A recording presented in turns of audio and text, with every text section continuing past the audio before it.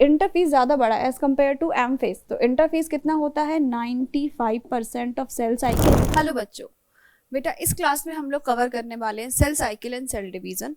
Cell cycle and cell division बहुत easy and short chapter है, right. अगर हम एग्जाम के पैटर्न से बात करें तो जनरली मियोसिस 1 थोड़ा एक आप बोल सकते हो ट्रिकी सा है, लेकिन उससे जनरली हमारे सीबीएसई में क्वेश्चंस पूछे जाते हैं, ठीक है। अब what is cell cycle and cell division? Cell cycle is something कि कहाँ से आपकी एक सेल स्टार्ट करेगी, ग्रो करेगी, डीएनए रेप्लिकेट करेगा, प्रोटीन की सिंथेसिस होगी, फिर से ग्रोइंग होगी और वो अल्टीमेटली दो में डिवाइड हो जाएगी, ठीक है। अगर एक सेल 2n डिवाइड होके दो डिप्लॉइड या सेम नंबर ऑफ क्रोमोसोम्स के सेल बनाते हैं, that is known as mitosis. But अगर रिडक्शन डिवीजन हो जाता है, लाइक 2n सेल डिप्लॉइड है मेरे पास और डिवीजन के बाद वो हेप्लॉइड सेल बना रही है, that is known as meiosis, right. तो अब अगर हम सेल साइकिल सेल डिवीजन की बात करें बच्चे, तो सेल साइकिल स्टार्ट करते हैं फर्स्ट पॉइंट से, that is G1 phase, G1S, G2N, right.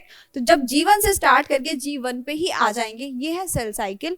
अगर डिवीजन की बात करें तो जो लास्ट फेज था M फेज, जिसमें एक्चुअल में सेल डिवाइड कर रही है, that is known as cell division, right.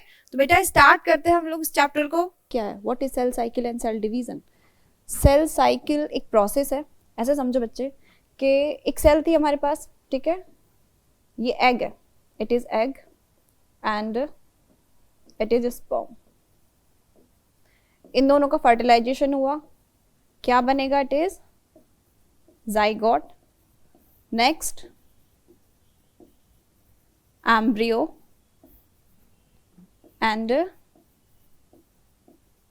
Organism, ठीक है।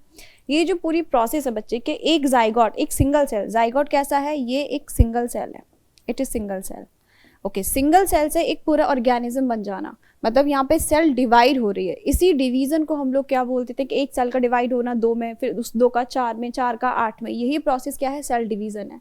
इसी पे अगर हम लोग बात करें तो एग्जैक्टली डेफिनेशन क्या बनेगी, एनसीईआरटी में बहुत अच्छी इसकी डेफिनेशन दे रखी है, ठीक है। तो सेल साइकिल है क्या, अगर मैं सिर्फ इसकी बात करूँ बच्चे, what is cell cycle?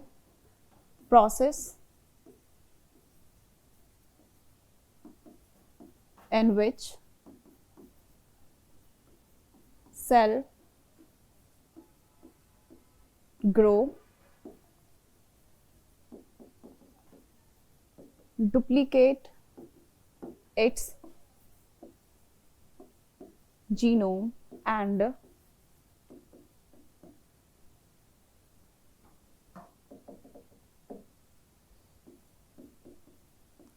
other cell organelles, right. Organelles क्या है? ऑर्गेनेलीज जितने भी सेल के अंदर ऑर्गेनेली मिलते हैं, माइटोकॉन्ड्रिया, क्लोरोप्लास्ट, गोल्जी, ये सब, ठीक है। अल्टीमेटली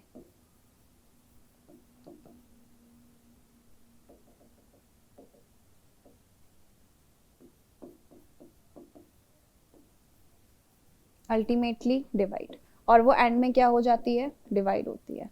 समझेंगे कैसे? एक सेल थी मेरे पास, ठीक है, ये एक सेल है।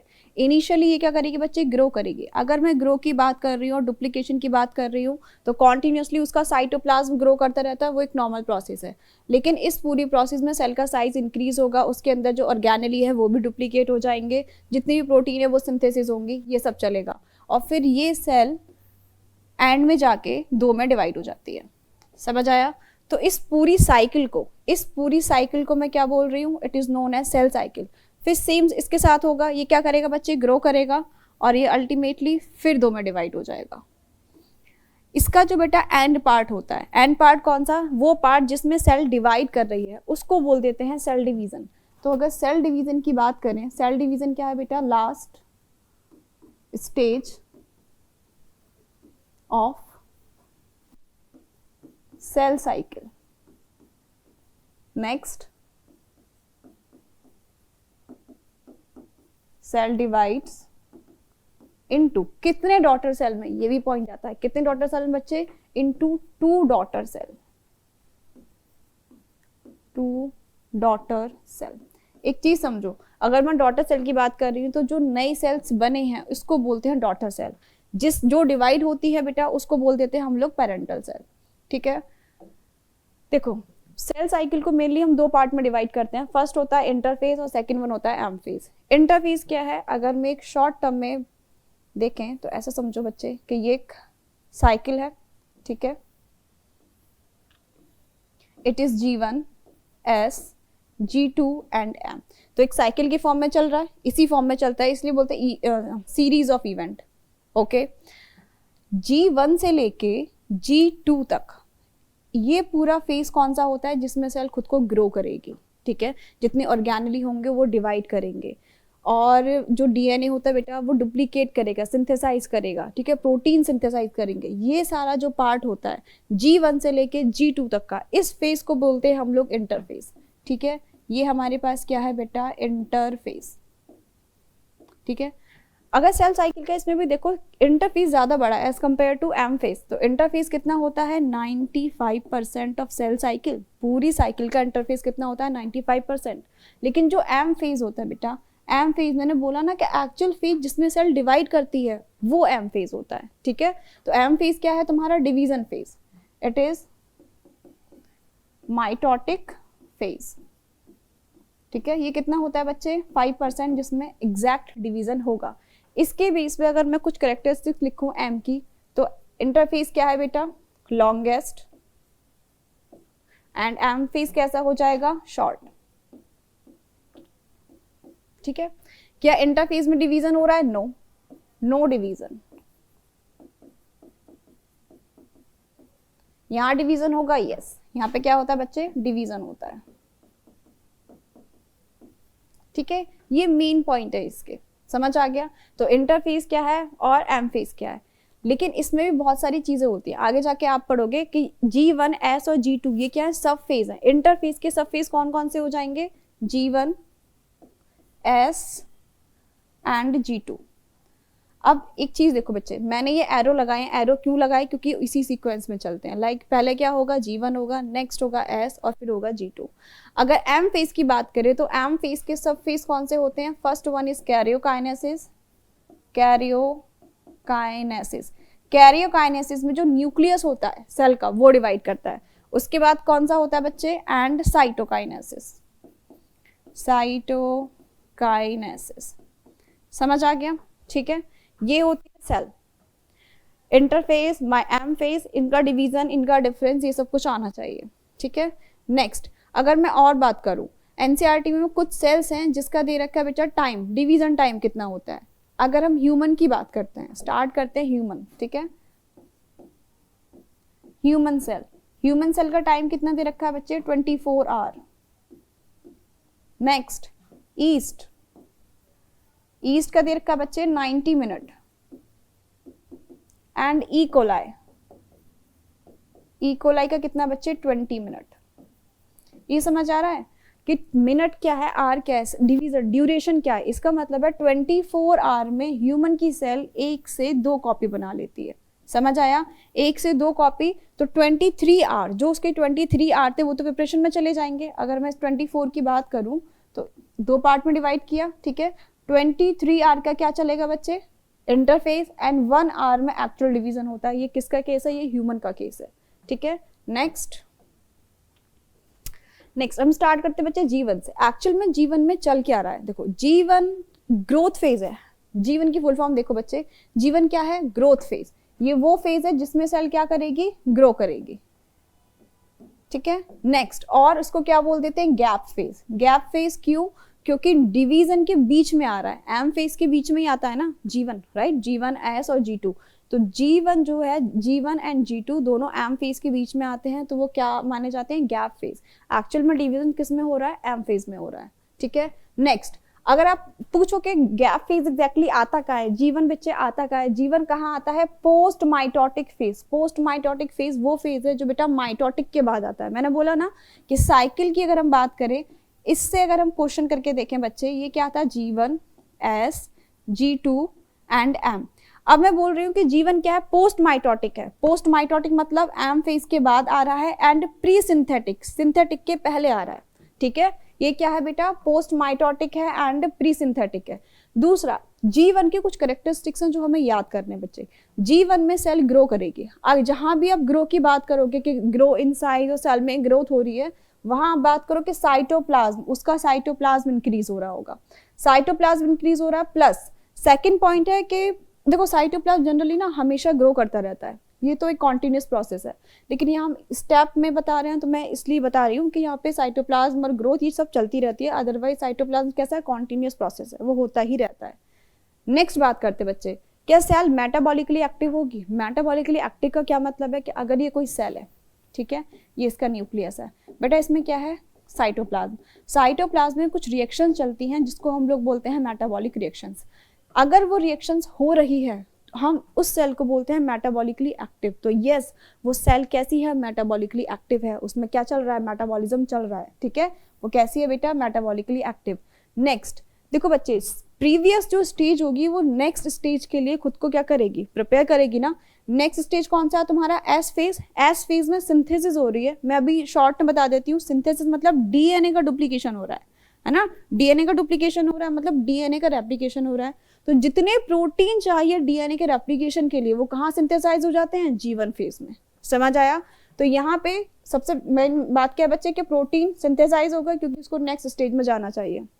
दूसरा, आप ये सोचो बच्चे कि ये डीएनए के सेगमेंट थे, ठीक है, ये कोई सेगमेंट है और डबल स्ट्रैंडेड है, मैंने क्या किया, इसको कॉपी बनाई।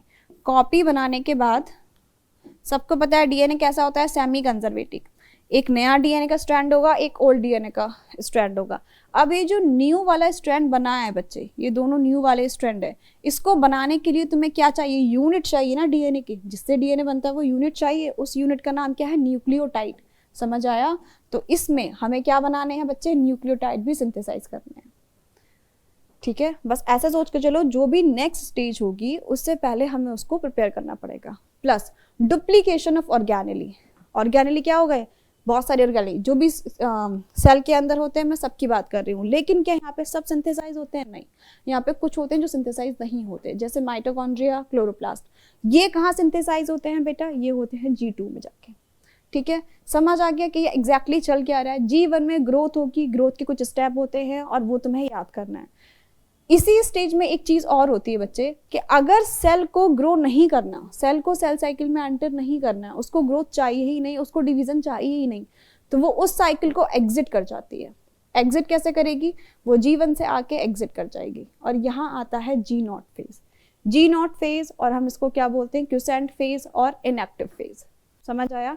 तो नेक्स्ट स्टेज हमारी क्या हो जाएगी बेटा, G0 फेज। G0 फेज में बहुत एक इंपॉर्टेंट चीज है बेटा, आप सोचो कि आपके पास एक ये सेल थी, ठीक है, और इसको डिवाइड नहीं करना था, ये है G1, S, G2 and M। मैंने बोला कि यहाँ से सेल बेटा एग्जिट कर गई क्योंकि इसको डिवाइड नहीं करना है, डिवाइड नहीं करना है, और ये वो सेल है, तो क्या ये मेटाबॉलिकली एक्टिव रहेगी, मेटाबॉलिकली एक्टिव मतलब क्या वो मेटाबॉलिक एक्टिविटीज जो उसमें हो रही हैं वो उस पर परफॉर्म होंगी या नहीं होंगी, आपको ये देखना है, ठीक है। तो G0 फेज में बेटा वैसे इसको इनएक्टिव फेज बोलते हैं, लेकिन G0 फेज एग्जैक्टली क्या होता है, मेटाबॉलिकली एक्टिव। वो एक ऐसा फेज है जिसमें सेल मेटाबॉलिकली एक्टिव होती है, ठीक है, ये याद रखना है। तो सेल कैसी होती है बच्चे, मेटाबॉलिकली एक्टिव होती है ना, मतलब लिविंग होगी, वो मरेगी नहीं। नेक्स्ट मैंने बोला ना, इस फेज को और क्या बोल देते हैं, इनएक्टिव स्टेज बोलते हैं और क्यूसेंट स्टेज बोलते हैं। इनएक्टिव का क्या मतलब है कि वो डिवीजन में परफॉर्म नहीं कर रही है, अब वो डिवाइड नहीं करेगी, समझ आ गया। और क्यूसेंट स्टेज उसका नाम है बच्चे। नेक्स्ट देखो, इसकी अगर बात करें तो डिवीजन, अब ये जो सेल बेटा G0 है ना, ये G0 ये एंटर जो कर गया है ये दो पार्ट में करेगा, दो पार्ट, या तो वो परमानेंट हो सकता है, या तो वो परमानेंट होगा, या फिर वो क्या हो जाएगा, टेम्परेरी हो जाएगा, समझ आ रहा है। परमानेंट और टेम्परेरी, परमानेंट वो पार्ट है बच्चे कि एक सेल अगर एक बार सेल साइकिल को एग्जिट कर गई फिर वो कभी भी इन फ्यूचर सेल साइकिल में दोबारा से एंटर नहीं करेगी। लेकिन टेम्परेरी के केस में क्या होता है कि वो एंटर कर जाती है, कब, जब उसकी जरूरत होगी, ठीक है। तो परमानेंट के मेन एग्जाम्पल्स क्या है तुम्हारे पास, heart cell and nerve cells, समझ आया। नर्व सेल्स को और क्या बोल देते हैं बेटा, न्यूरॉन, और हार्ट सेल को हम लोग बोलते हैं कार्डियक सेल, है ना, कार्डियक सेल। टेम्परेरी के केस में क्या बच्चे कि वो सेल जो टेम्परेरी एंटर करती हैं, लेकिन इन फ्यूचर कभी रिक्वायरमेंट हुई कि उनको डिवीजन करना है और कोई सिग्नल है कि हाँ आपको डिवीजन करना ही पड़ेगा, तो वो सेल वापस से उस साइकिल में एंटर कर जाती है। जैसे आपने सुना होगा लिवर, लिवर खुद को रीजनरेट कर लेता है ना, ठीक है। रीजनरेट का मतलब है कि कोई वुंड लग गया है या कुछ इन्फेक्शन हुआ है, सेल वहाँ की डेड हो गई है, तो वो सेल फिर से डिवाइड होने लगेंगी और उसको रिफिल कर लेंगी। ये किसका पार्ट है बच्चे? टेम्परेरी का। तो इसका एग्जाम्पल क्या हो जाएगा? Liver cells. ठीक है, समझ आ गया जी नॉट फेज क्या है। नेक्स्ट चलो, जी नॉट फेज के बाद मैंने बोला था ना एस फेज। एस फेज बहुत जरूरी है। एस फेज में आप ऐसे सोच के चलो बच्चे कि ये एक सेल थी, ठीक है, एक सेल और ये एक न्यूक्लियस है। S stand for the synthesis, किसी चीज की सिंथेसिस हो रही है। सिंथेसिस किसकी हो रही है? डीएनए की। डीएनए की सिंथेसिस, डीएनए का duplication is known as DNA replication. ठीक है, आप ये बात ध्यान रखना, डीएनए डुप्लीकेशन, डीएनए सिंथेसिस को हम लोग क्या बोल देते हैं? DNA replication. इस प्रोसेस में होता क्या है कि डीएनए की एक कॉपी होती है, ठीक है, और वो कितनी बन जाती है? डीएनए की डबल कॉपी, लेकिन वो स्टिल अटैच रहती है सेंट्रोमियर से। हम अभी इस पर बात करेंगे कैसे रहती है, ठीक है। अभी आप एक चीज समझो पहले, और ये कोई सेल है, सेल में बच्चे ये क्या है? न्यूक्लियस। अगर ये डिप्लॉइड है बच्चे, 2n की मैं बात कर रही हूँ, अगर ये डिप्लॉइड है तो इसमें नंबर ऑफ क्रोमोसोम कितने होंगे? ठीक है, नंबर ऑफ क्रोमोसोम्स कितने हो जाएंगे? 46। एंड डीएनए कंटेंट कितना होगा? What is DNA content? DNA content, DNA content क्या है बेटा? Amount of the DNA. Initially diploid cell में हम 2c लेके चलते हैं, 2c, ठीक है। c से हम इसको डिनोट करते हैं, नंबर ऑफ क्रोमोसोम को हम n से डिनोट करते हैं। समझ आ गया? जब मैं बोल रही हूँ बेटा G1 में जो सेल थी उसमें नंबर ऑफ क्रोमोसोम कितने थे? 46, तो मैं उसको बोल रही हूँ 2n, है ना। और content of DNA 2c। c क्या है बेटा? Amount of DNA. अब मैंने बोला एस फेज में क्या हुआ? देखो एस फेज में सिंपल मेरे पास क्या था? एक डीएनए का मॉलिक्यूल था और सेंटर में उसके होता है सेंट्रोमियर। It is centromere.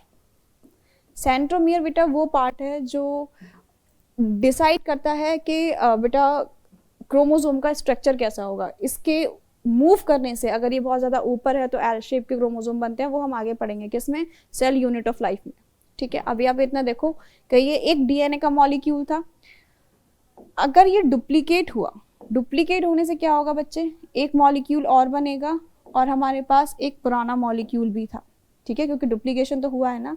लेकिन स्टिल ये कितने सेंट्रोमियर से अटैच है? सिंगल सेंट्रोमियर से अटैच है। आप यहाँ पे एक चीज देखो, अगर मैं बोल रही हूँ बेटा कि n की वैल्यू क्या है? n is the number of chromosome, है ना, n is the number of chromosome. It is 2n था और कितना था बेटा? 46। और c की वैल्यू क्या थी? डीएनए कंटेंट कितना था? डीएनए कंटेंट कितना बताया था मैंने? 2c। समझ आ गया? डीएनए कंटेंट कितना था मेरे पास? 2c। अगर आप सेकंड केस में देखोगे, सेकंड केस में देखते हैं बच्चे, क्या n, आप नंबर ऑफ क्रोमोसोम कैसे याद करोगे? जितने सेंट्रोमियर हैं उतने नंबर ऑफ क्रोमोसोम्स हैं। समझ आया? यहाँ पे कितने नंबर ऑफ क्रोमोसोम्स है? 1, क्योंकि यहाँ आपको एक सेंट्रोमियर दिख रहा है। यहाँ कितने हैं बेटा? 2, सॉरी, यहाँ कितने हैं? 1, और यहाँ कितने हैं? 1, ठीक है। तो स्टिल डीएनए डुप्लीकेट तो हुआ है, लेकिन वो सेंट्रोमियर से अटैच है। जब तक वो सेंट्रोमियर से अटैच है आप उसको सिंगल क्रोमोसोम ही काउंट करोगे। समझ आ गया? ठीक है। तो यहाँ n की वैल्यू कितनी हो जाएगी? नंबर ऑफ क्रोमोसोम कितने हैं बेटा? 2n 46। लेकिन c क्या था? DNA content. डीएनए कंटेंट कितना था यहाँ? 2c। लेकिन यहाँ बच्चे देखो डीएनए कंटेंट डबल हुआ है, नहीं हुआ है?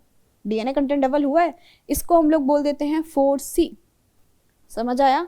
कैसे डबल हुआ है? क्योंकि एक डीएनए की कॉपी बन गई, लेकिन वो कहाँ से अटैच था? सेंट्रोमियर से अटैच था। स्टिल आप उसको 1 क्रोमोसोम ही काउंट करोगे। समझ में आ रहा है? ठीक है।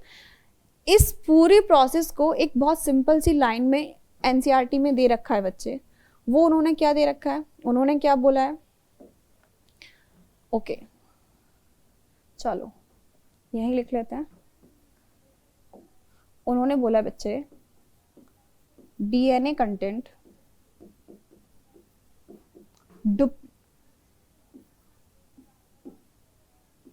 डबल पर cell.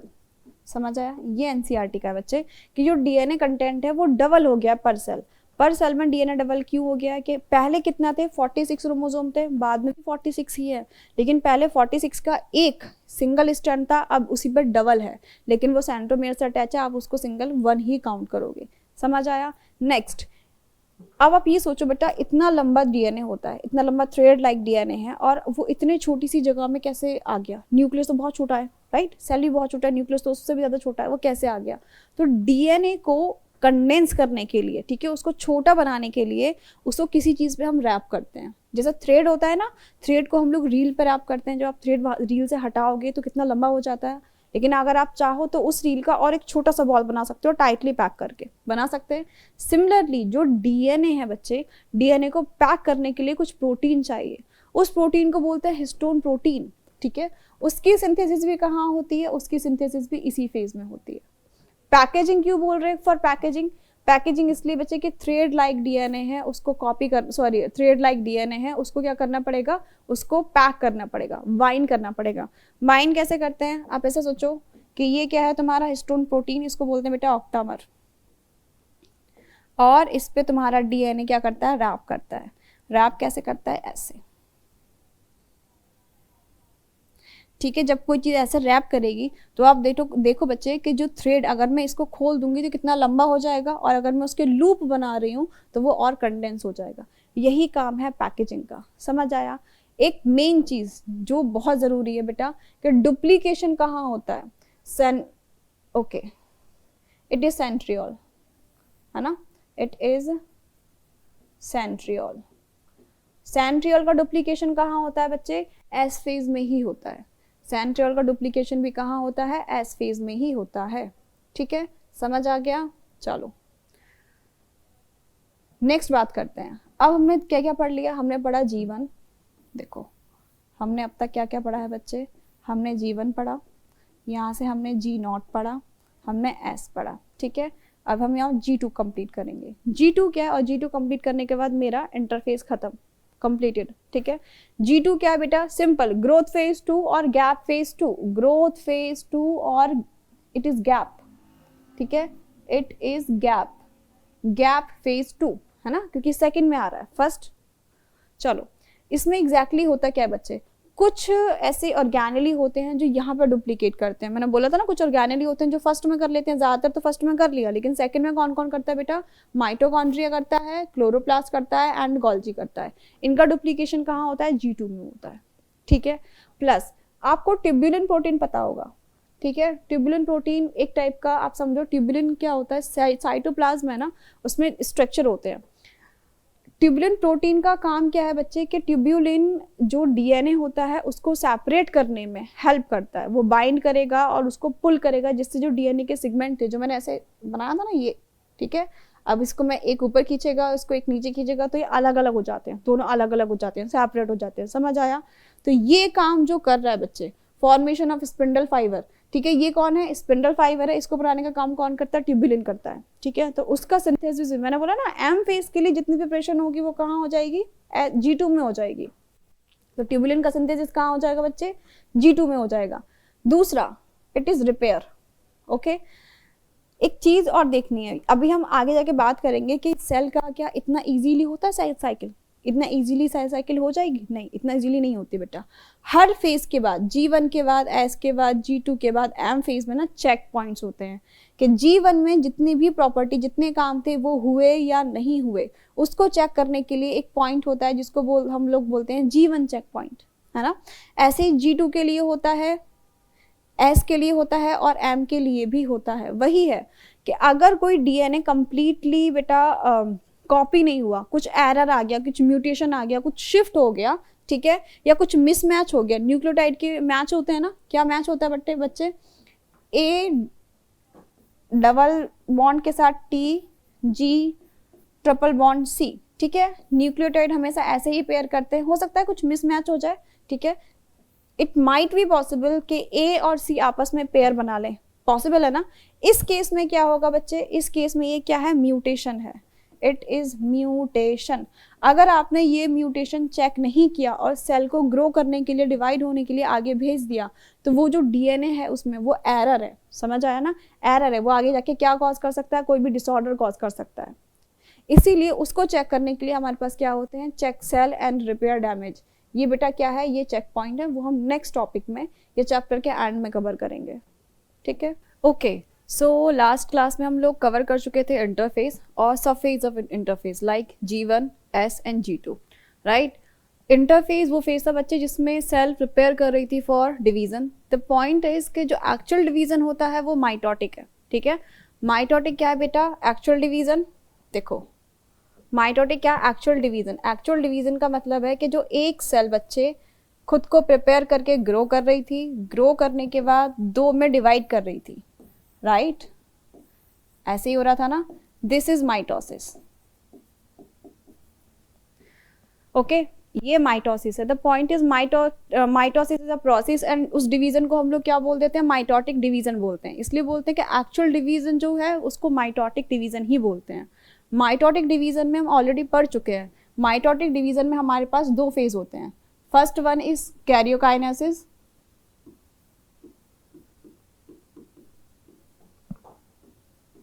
And second one is cytokinesis. देखो बच्चे, कैरियोकाइनेसिस में एक्चुअली हो क्या रहा है, कैरियोकाइनेसिस में जो न्यूक्लियस है वो डिवाइड करेगा, ठीक है। तो डिवीजन ऑफ न्यूक्लियस,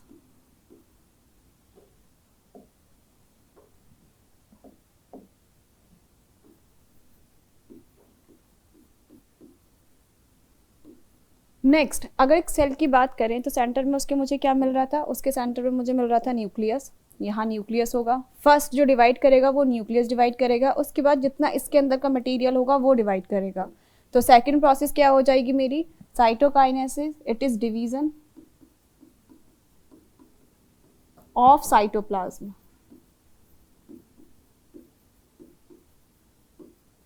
ठीक है। तो पूरे माइटोटिक डिवीजन को हम लोग 2 पार्ट में डिवाइड करके पढ़ेंगे। फर्स्ट हम कैरियोकाइनेसिस पढ़ेंगे, सेकंड वन इज साइटोकाइनेसिस पढ़ेंगे।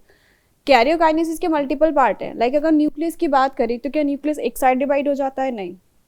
न्यूक्लियस के अंदर तुम्हें क्या मिलेगा, क्रोमैटिन मिलेगा। क्रोमैटिन कंडेंस होता है किसके फॉर्म में, क्रोमोसोम के फॉर्म में, ठीक है। और ये डुप्लीकेट ऑलरेडी हो चुके थे बेटा एस फेज में। इस कंप्लीट सेट का डिवीजन, ठीक है, उसको हम लोग बोलते हैं क्या, कैरियोकाइनेसिस। बाद में जितना मटेरियल बचा, साइटोप्लाज्म बचा, ऑर्गेनेली बचे, वो सब किस में आ जाता है, साइटोकाइनेसिस में, ठीक है। नेक्स्ट क्या है बच्चे, इसमें क्या इक्वल, अगर मैं बात करूं कि यहाँ पे इक्वल डिवीजन क्यों कह रहे हैं, व्हाट इज इक्वल डिवीजन, आप ऐसे समझो 2 टाइप के डिवीजन होते हैं। फर्स्ट क्लास में हम ऑलरेडी डिस्कस कर चुके हैं। कोई एक सेल जब डिवाइड करती है 2 पार्ट में, ठीक है, तो वो अपना नंबर बढ़ा रही है। नंबर बढ़ा रही है, यहाँ पे कितना था बच्चे, 2n था, ये भी 2n होगा, ये भी 2n होगा। जब कोई वुंड हो जाता है, कोई कोई सेल डेड हो गई है, कुछ भी हो गया, तो उसको रिफिल करने के लिए जो डिवीजन होता है उसको बोलते हैं माइटोटिक डिवीजन। माइटोटिक डिवीजन कौन सी सेल्स में होता है, सोमैटिक सेल्स, ठीक है, सोमैटिक सेल्स। सोमैटिक सेल्स में ही माइटोटिक डिवीजन होता है। नेक्स्ट जो डिवीजन बचा था हमारे पास मियोसिस, जिसको बोलते हैं मियोटिक डिवीजन। मियोटिक डिवीजन होता है बेटा गैमेट्स में, जब गैमेट का फॉर्मेशन होगा वहां तुम्हारा क्या हुआ होता है, मियोटिक डिवीजन। समझ आया, चलो ओके। तो फर्स्ट है हमारा प्रोफेज, ठीक है। कैरियोकाइनेसिस को हम मेनली कितने पार्ट में डिवाइड करेंगे, 4 पार्ट में। First one is prophase, second one is metaphase, anaphase and telophase. Prophase में हो क्या रहा है, देखो प्रो से ही पता चल रहा है what is the meaning of the pro का मतलब होता है प्रिमिटिव, ठीक है, या फिर स्टार्टिंग का जो फेज होगा उसको हम लोग बोल देते हैं प्रोफेज। आप प्रोफेज में ऐसे समझो बच्चे कि कोई सेल थी, ठीक है, ये इसका न्यूक्लियस है। ये सेल खुद को प्रिपेयर करेगी for division, for the next step. तो प्रोफेज में जो क्रोमैटिन ऐसे थ्रेड लाइक फॉर्म में था, ये तुम्हारा क्रोमैटिन है, ये क्या करेगा, start to condense, start to condense. Condense का मीनिंग क्या होता है, what is the meaning of condense, कि ये जो थ्रेड लाइक फॉर्म है, कंडेंस हो होके ये ऐसा स्ट्रक्चर बनाता है जिसको हम लोग बोलते हैं बच्चे क्रोमोसोम, ठीक है। कंडेंस होना स्टार्ट होता है। प्लस कुछ ऑर्गेनेली होते हैं जो डिसअपियर हो जाते हैं। डिसअपियर मतलब वो तुम्हें सेल में दिखेंगे नहीं, जब तुम उसको माइक्रोस्कोप के अंदर ऑब्जर्व करोगे तो सेल में तुम्हें कुछ ऑर्गेनेल नहीं दिखेंगे। नेक्स्ट, सेल में न्यूक्लियस में तुमने एक चीज और पढ़ी होगी बच्चे, न्यूक्लियोलस। होता है न्यूक्लियोलस एक डेंस स्ट्रक्चर होता है जो न्यूक्लियस के अंदर प्रेजेंट होता है। ये क्या हो जाता है, स्टार्ट टू डिसअपियर। ठीक है, ये भी क्या हो जाता है, डिसअपियर हो जाता है।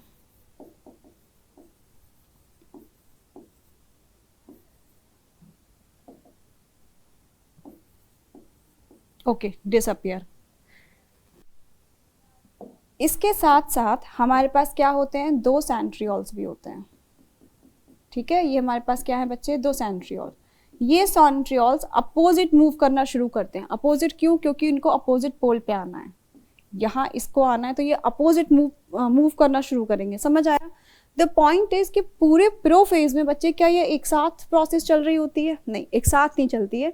इसके ना फेजेस होते हैं। प्रो फेज को अगर हम स्टडी करते हैं तो दो पार्ट में स्टडी की जाती है। फर्स्ट वन होता है अर्ली प्रो फेज और सेकंड वन होता है late prophase. Early prophase में क्या क्या चीजें होती हैं? अर्ली जब स्टार्टिंग हुआ है, आपकी एक सेल होगी, न्यूक्लियस। इसमें जो कंटेंट मिलेगा डीएनए कंटेंट, वो किस फॉर्म में होगा बेटा? क्रोमैटिन के फॉर्म में। ठीक है, नेक्स्ट न्यूक्लियोलस होगा बच्चे। न्यूक्लियोलस स्टिल विजिबल होगा हल्का फुल्का, और न्यूक्लियर मेम्ब्रेन भी विजिबल होगी। ठीक है, इट इज न्यूक्लियर मेम्ब्रेन। ठीक है, समझ आया? जो भी इसके ऑर्गेनेली होंगे वो सब दिख रहे होंगे, और तुम्हारे जो सेंट्रियोल्स होते हैं वो अपोजिट मूव करना शुरू कर चुके होते हैं। ठीक है, यही सारे पॉइंट्स लिखे हुए हैं। पॉइंट्स क्या है हमारे पास? फर्स्ट, प्रोफेज में क्या हो रहा है बच्चा कि कंडेंसेशन स्टार्ट होगा। ठीक है, जो भी क्रोमैटिन है उसका कंडेंसेशन स्टार्ट हुआ लेकिन कंडेंस हुआ नहीं है। नेक्स्ट है न्यूक्लियर एनवेलप विजिबल। यहाँ न्यूक्लियर एनवेलप दिख रहा होता है लेकिन वो स्टार्ट टू विजिबल, समझ रहे हो? स्टार्ट हो जाएगा विजिबल होना, सेंट्रियोल का मूवमेंट होगा और न्यूक्लियोलस स्टार्ट टू विजिबल। ठीक है, समझ आया? तो प्रो फेज को हम लोग जनरली कितने फेज में पढ़ते हैं बच्चे? दो फेज में पढ़ते हैं। ठीक है, फर्स्ट होता है हमारा early prophase. Early prophase में क्या है, ये आपकी एक सेल है, इसमें क्या होगा बच्चे? न्यूक्लियस। जो इसका क्रोमैटिन है, क्रोमैटिन कैसा होता है बच्चे? थ्रेड लाइक फॉर्म में होगा, and it starts to condense. ठीक है, ये स्टार्ट होगा कंडेंस होना लेकिन हुआ नहीं है। और न्यूक्लियोलस एक कंडेंस स्ट्रक्चर होता है। न्यूक्लियोलस क्या होता है बच्चे? Nucleolus visible. Centrioles start to move opposite pole. ये दोनों अपोजिट पोल पे मूव करना शुरू कर जाएंगे। प्लस मेन पॉइंट क्या है, जो इसकी न्यूक्लियर मेम्ब्रेन है वो कैसी होती है? It is visible. Nuclear membrane कैसी होगी? विजिबल होगी। ये तो अर्ली प्रोफेज था।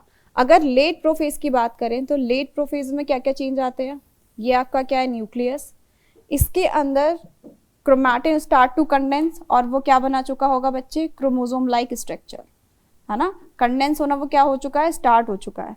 प्लस अगर हम और बात करें तो इसमें न्यूक्लियर मेम्ब्रेन जो होती है बच्चे, वो डिसॉल्व होना शुरू हो गई होती है। डिसॉल्व का मतलब है डिसअपियर हो गई होती है, वो दिखेगी नहीं। ठीक है, तो यार न्यूक्लियर मेम्ब्रेन क्या हो गई है?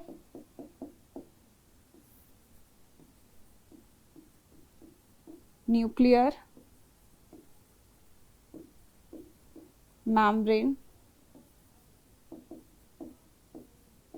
डिसअपियर्स।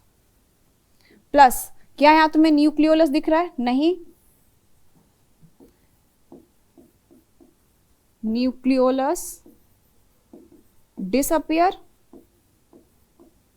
मेरे पास और क्या बचा बच्चे? सेंट्रियोल। सेंट्रियोल कहाँ पहुंच चुके होते हैं? अपोजिट पोल पर। ठीक है, अब आप डिफरेंस देख सकते हो कि अर्ली प्रोफेज में चीजें स्टार्ट होना शुरू हुई हैं, लेकिन लेट प्रोफेज में क्या हुआ है बच्चे? कुछ चीजें कंप्लीट हो चुकी हैं। फर्स्ट क्या है तुम्हारे पास कि न्यूक्लियर मेम्ब्रेन डिसअपियर हो चुकी है, न्यूक्लियोलस डिसअपियर हो चुका है, क्रोमैटिन कंडेंस हो चुका है, सेंट्रियोल अपने एंड पोजीशन पे जो अपोजिट पोल है वहां पहुंच चुके हैं। इसके साथ साथ सेल में एक चीज और आती है बच्चे, इसके साथ सेल में और क्या बनना शुरू होता है? Mitotic apparatus. ठीक है, देखो ये आपकी सेल है। ओके, मैंने बोला कि यहाँ क्या पहुंच चुका है बच्चे? सेंट्रियोल्स। सेंट्रियोल्स कहाँ पहुंचे हैं? दोनों अपोजिट पोल पे पहुंच चुके हैं। ओके,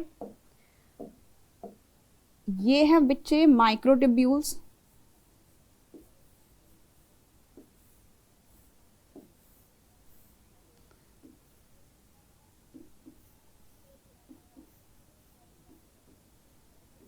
अब आप देखो, क्या ये स्ट्रक्चर आपको एस्टर लाइक नहीं लग रहा है? जैसे सन, एक सन हो और उससे बहुत सारी रे निकल रही हो, ऐसा स्ट्रक्चर लग रहा है।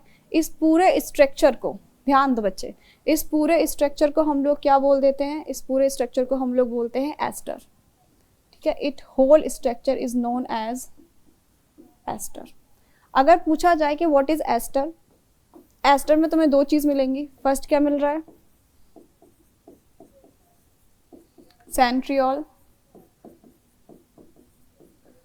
Plus microtubule. ठीक है, नेक्स्ट पॉइंट क्या है बच्चे कि इसी से, माइक्रोट्यूब्यूल से क्या अराइज होते हैं? स्पिंडल फाइबर्स अराइज होते हैं। इससे क्या अराइज होंगे मेरे? Spindle fibre. स्पिंडल फाइबर क्या करते हैं बच्चे? जो क्रोमोसोम होता है उसके काइनेटोकोर से जाके अटैच होंगे। समझ आया? ये तुम्हारे पास क्या है? Spindle fibre, spindle fibre. देखो, अगर देखा जाए, अब मैं पूछती हूँ व्हाट इज माइटोटिक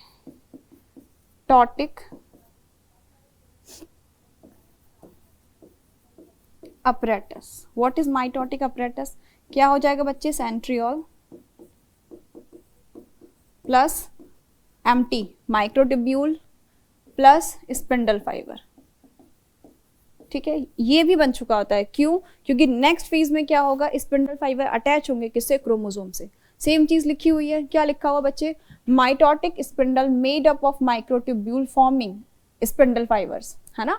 वो स्पिंडल फाइबर को बना लेते हैं और एक्सटेंड करते हैं किसकी तरफ? क्रोमोसोम की तरफ। यहाँ क्या प्रेजेंट होंगे? तुम्हारे क्रोमोसोम्स, है ना, उसकी तरफ ये एक्सटेंड होना शुरू हो जाते हैं उससे अटैच होने के लिए। नेक्स्ट देखो, नेक्स्ट में क्या है बेटा? माइटोटिक एपरेटस में मैंने तीन चीज बताई। फर्स्ट क्या है? Centriole, second one is mitotic microtubule and third one is spindle fibres. Okay, चलो नेक्स्ट है मेटाफेज। मेटाफेज में क्या हो रहा है? देखो, अगर हम मेटाफेज की बात करें, मेटाफेज में अब तक हमने क्या क्या पढ़ा कि हमारा सेल में कंडेंसेशन हो चुका है। ये हमारा सेल है, यहाँ क्या है बच्चे? सेंट्रियोल्स, ये भी है सेंट्रियोल्स, और मैंने क्या अराइज करवाए थे यहाँ से? मैंने अराइज करवाए थे स्पिंडल फाइबर।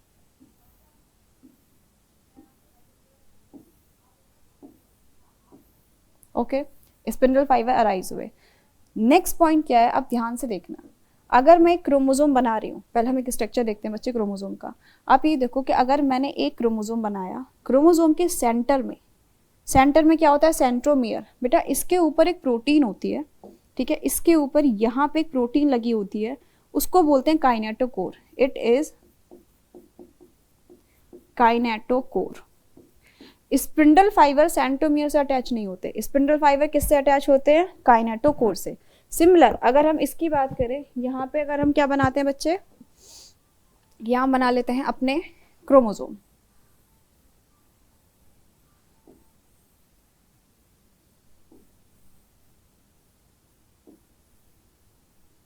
ठीक है, और मैंने बोला स्पिंडल फाइबर इनसे आके अटैच हो चुके हैं। ठीक है, स्पिंडल फाइबर क्या हुए हैं? अटैच, ऐसे। अब समझने वाली बात क्या है, पहले समझो। मैं काइनेटोकोर किससे बना रही हूँ?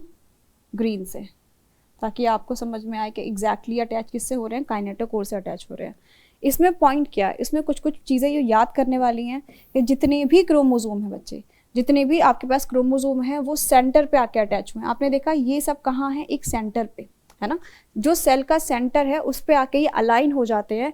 इस प्लेट को, इस सेल की ये प्लेट जहाँ क्रोमोसोम आके अलाइन हो चुके हैं, उसको बोलते हैं बेटा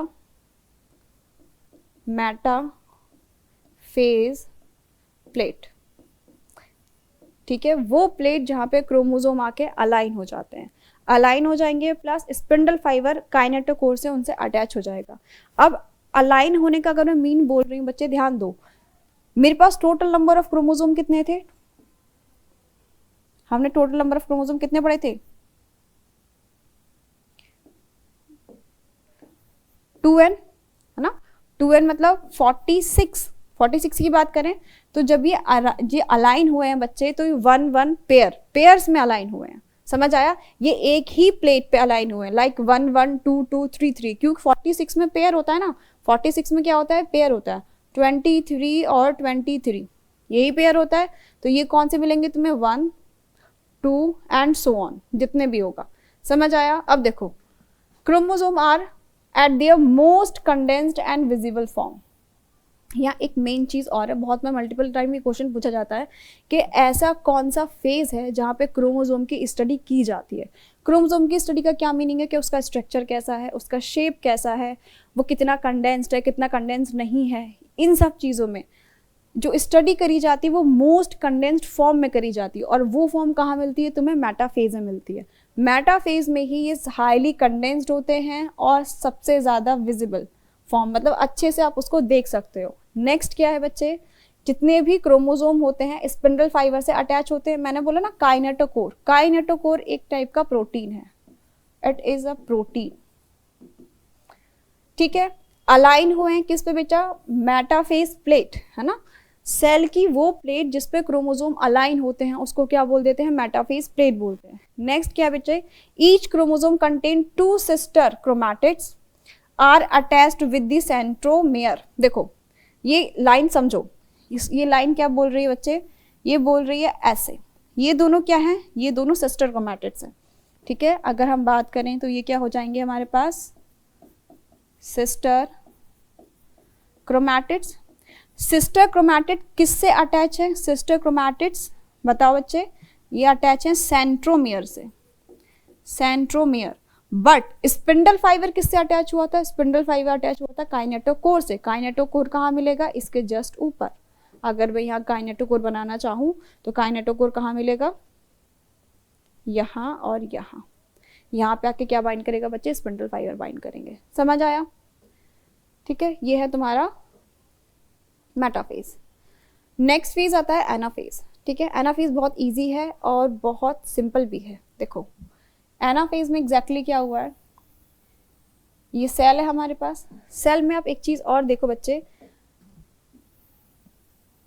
ऐसे देखते हैं, ठीक है। ये सेल है, सेल में मैंने बोला यहाँ पे क्या था, सेंट्रियोल था, ठीक है। और मेरे पास क्रोमोसोम थे। क्रोमोसोम के बीच की अगर हम बात करें, आप ऐसा समझो बच्चे, जो क्रोमोसोम इस फॉर्म में अटैच थे प्लेट से, और ये स्पिंडल फाइबर से अटैच थे, ठीक है। अब the point is, spindle fibre खुद को क्या करते हैं, कॉन्ट्रैक्ट करना स्टार्ट करते हैं। समझ आया, स्पिंडल फाइबर खुद को क्या करेगा, कॉन्ट्रैक्ट करेगा। जब वो कॉन्ट्रैक्ट करेगा तो उसकी जो लेंथ है वो कैसी हो जाएगी, शॉर्ट हो जाएगी, मतलब वो इनको पुल करेगा। जब पुल करेगा बच्चे तो नेक्स्ट फेज में क्या होगा, अगर मैं इसी का नेक्स्ट फेज बना के दिखाऊं, एक सेल, समझ आया। जिसे आप सोचो कि ये दोनों स्पिंडल फाइबर है, ये काइनेटोकोर से बेचा अटैच है, और मेरे पास आप सोचो कि ये 2 पेन है। अगर मैं इसको पुल करूंगी तो ये दोनों क्या हो जाएंगे, डिटैच हो जाएंगे। डिटैच किससे होंगे, सेंट्रोमियर से। तो यहाँ स्प्लिट किसका हो रहा है, सेंट्रोमियर, सेंट्रोमियर ही स्प्लिट हो गया। अब तक हम जितना पढ़ते हुए आए थे हमने क्या पढ़ा, मेटाफेज में सिर्फ अलाइन हुआ था, लेकिन यहाँ पे बच्चे स्प्लिट होगा। समझ आया, ये तो बेसिक था। अगर इसके कॉन्ट्रैक्ट की बात करें, कॉन्ट्रैक्ट करने के बाद जो स्ट्रक्चर बनता है वो कैसा बनता है, ये एक सेल है, सेंट्रोमियर, और ये क्रोमोसोम क्या हो गए बेटा, डिटैच हो गए। डिटैच कहाँ से हुए हैं, ये सेंट्रोमियर से, ठीक है।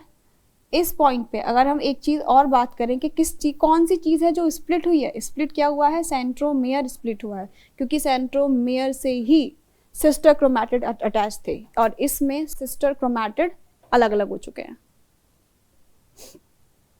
ओके, इस फेज की अगर बात करें, अब आप देखो इधर, ओके, सेंट्रोमियर डिवाइड, मैंने बोला सेंट्रोमियर स्प्लिट हो जाएगा। 2 sister chromatids of each chromosome separated.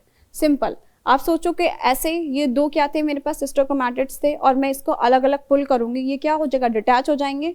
और जितने मेरे पास सेंट्रोमियर है उतने नंबर ऑफ क्रोमोसोम भी हैं।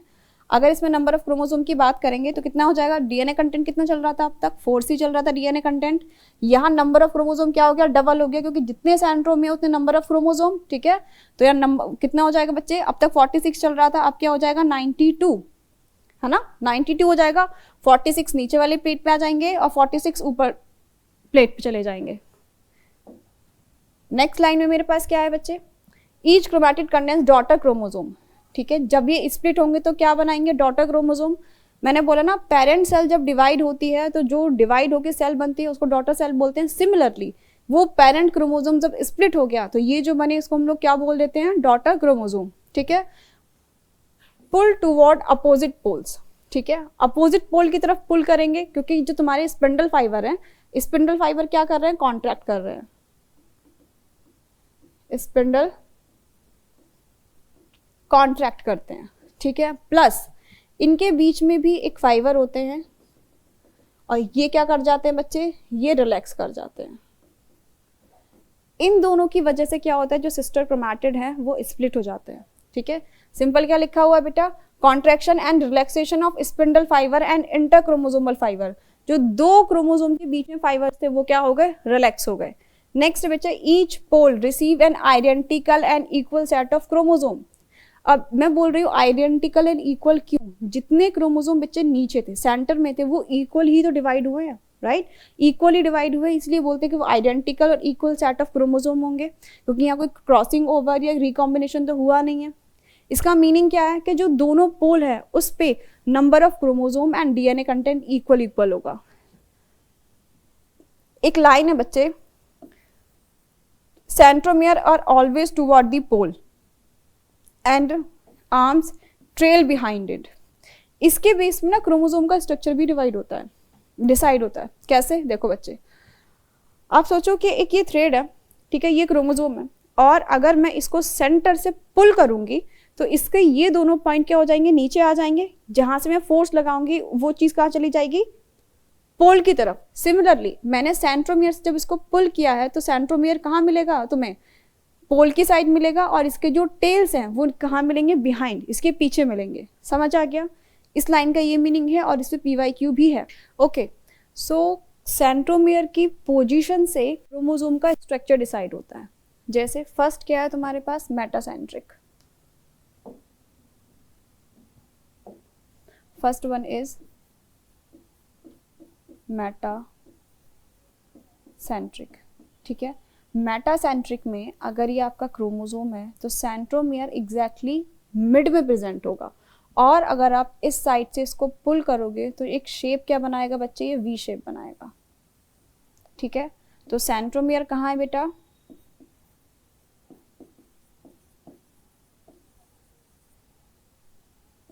मिडिल में, ठीक है। पुल करने पे जो शेप बना रहा है वो बनाता है V शेप। अगर नेक्स्ट बात करें सब मेटासेंट्रिक, सब मेटासेंट्रिक में एक आर्म छोटी होती है और एक आर्म बड़ी होती है। ऐसा क्यों कि जो तुम्हारा सेंट्रोमियर है बच्चे वो मिड से थोड़ा लेफ्ट या राइट की साइड होगा, जिसकी वजह से जो एक स्ट्रैंड होगा, जो अगर मान लो बेटा ये है, मैं सेंटर में बात कर रही हूँ, तो इसके दोनों पोल दोनों जो आर्म्स हैं वो कैसे हैं, इक्वल है। अगर मैं इसको यहाँ से पकड़ रही हूँ तो एक आर्म कैसी हो जाएगी, शॉर्ट, और एक कैसी हो जाएगी, लॉन्ग। सिमिलर सब मेटा में जो तुम्हारा सेंट्रोमियर होता है वो एक साइड शिफ्ट हो चुका होता है, ठीक है। और आप इसको यहाँ से पुल करो, जब आप इसको यहाँ से पुल करोगे तो कैसा शेप बनेगा, L शेप, ऐसा और ये, ठीक है। तो सेंट्रोमियर कहाँ है, सेंट्रोमियर शिफ्टेड, ठीक है। शेप कैसा बन रहा है बच्चा, L shaped. Next acrocentric. What is acrocentric, acrocentric में जो सेंट्रोमियर होता है बच्चे वो एकदम टीलोमियर, है ना, टीलोमियर क्या होता है, एंड ऑफ द क्रोमोसोम, उसके पास होता है, और एक आर्म बहुत छोटी हो जाएगी, एक आर्म कैसी हो जाएगी, बहुत लंबी हो जाएगी। अगर आप इसको यहाँ से पुल करोगे, पुल करने पे जो शेप बनता है वो कैसा बनता है, कुछ सिमिलर टू जे, ठीक है, जे जैसा शेप बनता है। तो क्या है centromere, centromere near telomere, telomere, telomere क्या है बच्चा, एंड ऑफ द क्रोमोसोम, ठीक है। शेप कैसा बनता है, जे शेप्ड। लास्ट हमारे पास क्या बचा, ओके, लास्ट हमारे पास क्या बचा बच्चे, टीलोसेंट्रिक, टीलोसेंट्रिक। टीलोसेंट्रिक में सेंट्रोमियर एग्जैक्टली प्रेजेंट होगा एंड पे, और वो स्ट्रक्चर कुछ ऐसा दिखेगा। अगर आप इसको यहाँ से पुल करोगे, पुल करने पे ऐसा स्ट्रक्चर दिखेगा, और ये क्या है, आई। तो सेंट्रोमियर कहाँ प्रेजेंट है, सेंट्रोमियर एट द एंड पे प्रेजेंट है। और शेप कैसा बनाएगा बच्चे, आई शेप्ड। ओके, समझ आ गया, ठीक है।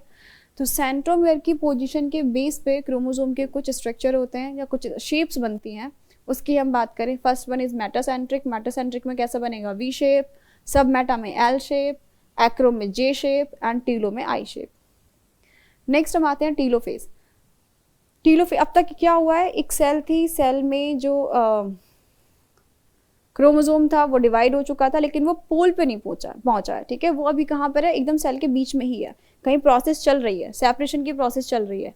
अगर इसमें हम बात करें टीलोफेज में एग्जैक्टली हो क्या रहा है बच्चे, टीलोफेज में जो सेल है आपका, उसके अपोजिट दोनों पोल पे क्लस्टर ऑफ जो सेपरेट इक्वल क्रोमोसोम डिवाइड हुए थे वो पहुंच चुके होते हैं। तो अगर मैं बात करूं, यहाँ पे एक सेट पहुंच चुका होगा क्रोमोसोम का, और एक यहाँ, ठीक है।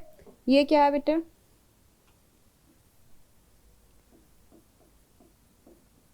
Cluster of chromosome. सिमिलरली ये भी क्या है बेटा, क्लस्टर ऑफ क्रोमोसोम। अभी आप देखो कि ये जो सेपरेट हुए क्लस्टर बनाए, दोनों अपोजिट पोल पे बनाए, बट ये सिंगल एक ही सेल की बात कर रहे हैं, ये भी एक ही सेल के अंदर ये सब चल रहा है। इस फेज को हम लोग बोलते हैं टीलोफेज। टीलो क्या होते हैं, पोल्स, कि जितने भी क्रोमोसोम सेपरेट हुए थे वो पोल्स पे पहुंच चुके हैं, ठीक है। अगर हम इसके पॉइंट्स की बात करें तो ये क्या है बच्चे, देखो, separated daughter chromosome reach opposite pole, दोनों अपोजिट पोल पे पहुंच चुके हैं, ठीक है। क्रोमोसोम कंडेंसेशन और uncoil return to the chromatin state. ये बोल रहा है बच्चे कि इसमें यहाँ पे जो क्रोमोसोम कंडेंस फॉर्म में थे, ठीक है, ये कंडेंस फॉर्म में थे, ये क्या स्टार्ट होना, क्या करेंगे, ये स्टार्ट टू अनकॉइल, स्टार्ट टू अनकॉइल। अनकॉइलिंग का क्या मीनिंग है, अनकॉइलिंग का मतलब है बच्चे कि वो क्रोमैटिन की स्टेट में, थ्रेड लाइक स्टेट में फिर से वापस आ जाएंगे। नेक्स्ट क्या है, nuclear membrane form around the each set of the chromosome, वो ऑलरेडी हम बना चुके हैं। ये क्या है, न्यूक्लियर मेम्ब्रेन, इट इज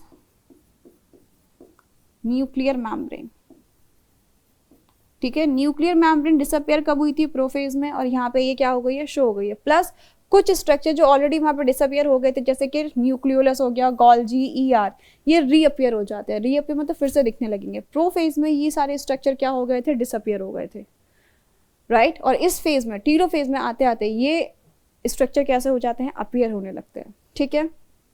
अगर ये सारी चीजें हो रही हैं तब हम बोलते हैं बेटा कि कैरियोकाइनेसिस कंप्लीट हो गई है। कैरियोकाइनेसिस कैसे कंप्लीट हो गई है, कैरियोकाइनेसिस क्या था, division of the genetic material, या जेनेटिक मटेरियल कंप्लीटली डिवाइड हो चुका है, उसके अराउंड मेम्ब्रेन आ चुकी ताकि वो सेपरेट रहे, प्लस न्यूक्लियोलस, गोल्जी, या जितने भी डिसअपियर हुए थे वो क्या हो चुके हैं, अभी रीअपियर हो चुके हैं। ये फर्स्ट स्टेज था, है ना। मैंने बोला ना डिवीजन के एक्चुअली में दो स्टेज होते हैं, first one is karyokinesis, second one is cytokinesis. यहाँ पे तुम्हारा क्या खत्म हुआ है, कैरियोकाइनेसिस। नेक्स्ट आता है साइटोकाइनेसिस। साइटोकाइनेसिस आप ऐसा सोचो कि एक बलून है, उसमें पानी भरा हुआ है और आपको उसको सेपरेट करना है। सेपरेट करने के दो तरीके होते हैं हमारे पास, एनिमल्स में अलग होता है और प्लांट में अलग होता है। अगर हम फर्स्ट एनिमल की बात करें तो एनिमल के केस में क्या होता है बच्चे, 21 सेल थी, इसके अपोजिट पोल पे क्या पहुंच चुके हैं, क्रोमोसोम, न्यूक्लियर मेम्ब्रेन अपीयर हो चुकी है, प्लस जितने क्रोमोसोम थे वो कंडेंस फॉर्म में थे, कुछ कंडेंस थे और कुछ कैसे थे बच्चे, थ्रेड लाइक, मतलब स्टार्ट टू अनकॉइल, अनकॉइल होना शुरू हुए थे। ये सब हुआ था, गोल्जी, न्यूक्लियोलस, ये सब कुछ हो चुका था। एनिमल्स में एग्जैक्टली होता क्या है बच्चे के दोनों साइड से, ठीक है, यहाँ से एक फरो बनना स्टार्ट होता है। आप ऐसा समझो एक बलून है, एक बलून में पानी भरा हुआ है और आप उसको दोनों साइड से दबा रहे हो, बाहर से प्रेशर लगा के दबा रहे हो, तो कैसा स्ट्रक्चर बनेगा। अगर इस केस की मैं बात करूं, फरो में कैसा स्ट्रक्चर बनता है बच्चे, कुछ ऐसा स्ट्रक्चर, ठीक है। इसका मीनिंग क्या है कि यहां से कुछ प्रेशर पड़ रहा है, ओके। इसको हम लोग बोलते हैं फरो, फरो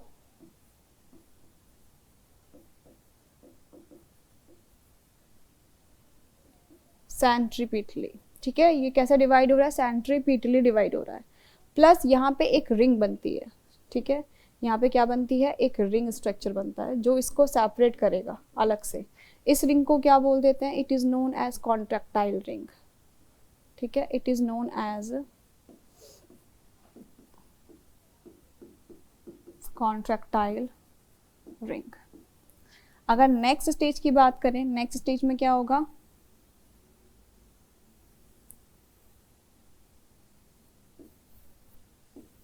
एंड अल्टीमेटली ये दो सेल्स में डिवाइड हो जाएगा। समझ आ गया, ठीक है।